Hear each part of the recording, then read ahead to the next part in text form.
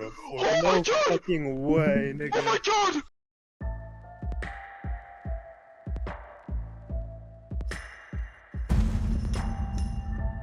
(2024년 8월 19일) 미국의 10대 친구들 단 4명이서 4,064개의 비트코인, 하나 약 5,500억의 비트코인을 해킹하는 데 성공했습니다. 이 사건으로 인해 역사상 최대 규모의 암호화폐 해킹 사건을 만들어냈습니다. 가해자들은 4명의 핵심 인원으로 구성되어 있었습니다. 그리비스를 가명으로 사용한 20살의 말론 램, 위즈를 가명으로 사용한 18살의 비어 채탈, 박스를 가명으로 사용한 21살의 장디엘 세라노, 데니 트라우마를 가명으로 사용한 데니 시칸. 이들은 엄청난 실력의 해커가 아니었습니다. 해킹의 해자도 모르는 그저 일반인이었을 뿐입니다.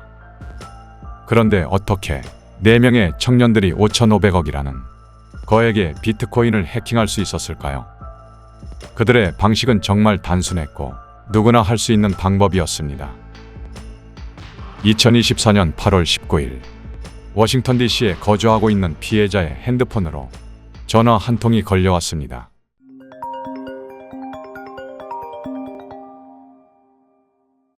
발신자의 이름은 다름 아닌 구글 지원팀이었습니다.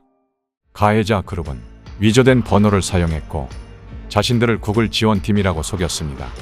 그리곤 전화를 통해 피해자의 구글 계정이 보안 문제로 해킹당했다고 말했습니다. 그리곤 전화를 통해 피해자의 원드라이브, 지메일을 포함한 각종 개인 정보를 수집했습니다. 그렇게 가해자와의 통화가 끊긴 직후에 피해자에게 또 다른 전화가 걸려왔습니다.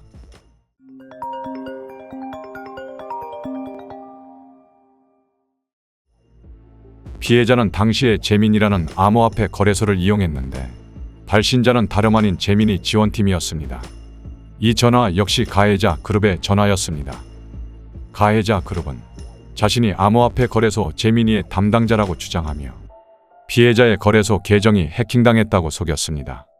급박한 분위기로 판단한 피해자는 가해자의 말을 따를 수밖에 없었습니다.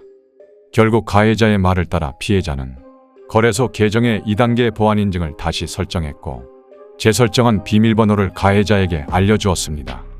가해자 그룹은 피해자가 알려준 비밀번호를 통해 재민이 거래소 지갑에 있던 40억가량의 암호화폐를 빠른 속도로 인출하는 데 성공했습니다. 피해자는 당시 상황을 전혀 인지하지 못했습니다. 그리고 가해자들은 마지막 방법을 통해 피해자의 암호화폐 지갑에 남아있던 5,460억의 비트코인을 해킹하는 데 성공했습니다. 가해자 그룹은 피해자에게 원격 조종 프로그램인 애니데스크를 다운받으라고 설득했고 가해자는 원격 조종을 통하여 피해자 비트코인 지갑의 프라이빗 키를 유출하여 단 몇 번의 클릭만으로 5,500억 가량의 비트코인이 가해자 그룹의 손에 순식간에 넘어갔습니다. We did it! Oh No my god! fucking way, Oh nigga. my god! Oh my god! No fucking way. $242 million! Holy fuck, nigga. 그들은 즉시 15개 이상의 가상화폐 거래소를 통해 자금 세탁을 시도했습니다. 비트코인에서 라이트코인으로, 라이트코인에서 이더리움으로, 이더리움에서 모네로 코인으로, 모네로 코인에서 다시 비트코인으로 바꾸는 것을 며칠 동안 반복한 그들은 그들이 훔친 암호화폐의 추적을 더욱 어렵게 만들었습니다. 결국 여러 번의 자금 세탁을 통해 추적할 수 없는 깨끗한 코인이 되었습니다.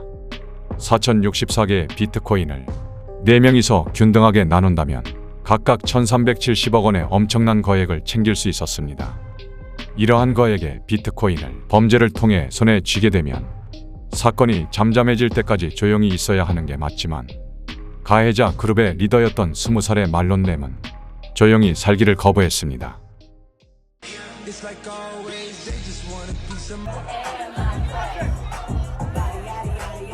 로스앤젤레스에 거주했던 말론 램은 범죄를 통해 얻은 수익을 곧바로 럭셔리 라이프를 위해 사용했습니다. LA와 마이애미의 고급 클럽을 자신의 집보다 더 자주 드나들었으며 여기서 엄청난 돈을 쓰기 시작했습니다. 클럽에서만 하룻밤에 25만 달러에서 50만 달러를 썼는데 하나로 약 7억 원의 거액이었습니다.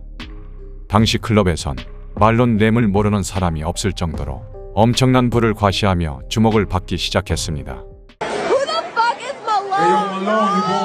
고급 클럽에서 사치를 부리는 것 말고도 전용기를 빌려 친구들과 함께 놀기도 하고 람보르기니, 페라리, 포르쉐, 롤스로이스 등 약 30대가량의 고가의 외제차도 구매하였습니다. 심지어 자신의 이름까지 새겨넣은 람보르기니도 있었습니다. 그리고 마이애미 해안 근처에 위치한 고급 저택에서 월세를 내고 거주하기 시작했는데 이 저택은 약 6천만 원의 엄청난 월세를 자랑했습니다. 자신의 부를 얼마나 과시했는지 클럽에서 만나 친해진 여자들에게 하나 약 2천만 원의 버킨백까지 아무런 대가 없이 공짜로 나누어줬습니다. 말론 램의 이러한 엄청난 사치와 주목받고 싶어하는 욕구 덕분인지 FBI는 그를 추적하기가 더 수월해지게 됩니다.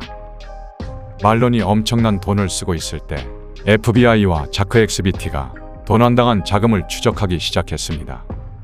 자크 엑스비티는 온체인 탐정으로 엄청난 정보력을 통하여 NFT 사기꾼들을 인터넷으로 폭로하는 것으로 유명했습니다.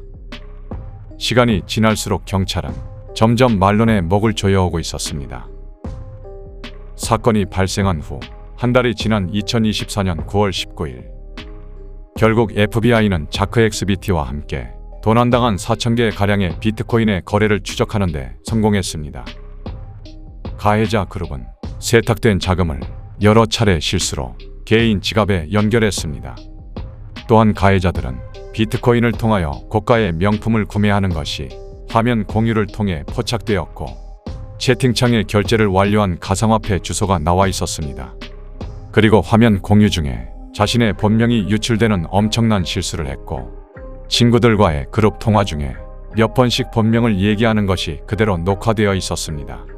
FBI는 이러한 증거를 통해 그들이 범죄를 저질렀다고 확신했고 말론 램과 장디엘 세라노를 마이애미 자택에서 긴급 체포했습니다. Neighbors say the residence is a short-term rental property. 당국은 도난당했던 자금 중 900만 달러, 하나로 약 120억 이상을 동결했습니다. 그리고 피해자에게 약 50만 달러를 반환하는 데 성공했습니다.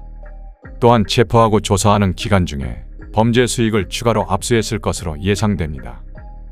말론 램은 최대 20년의 징역형과 최대 25만 달러의 벌금 또는 범죄로 얻은 수익의 최대 2배에 달하는 벌금형에 처할 수 있다고 합니다. 재판은 2025년 3월이나 4월에 열린다고 예상하고 있습니다. 누구나 생각할 수 있고 누구나 당할 수 있는 방법으로 하나 약 5,500억 원의 비트코인을 해킹하는 데 성공했지만 범행에 성공한 지 단 한 달 만에 경찰에게 잡히게 된 이번 이야기. 오늘의 이야기는 여기까지입니다.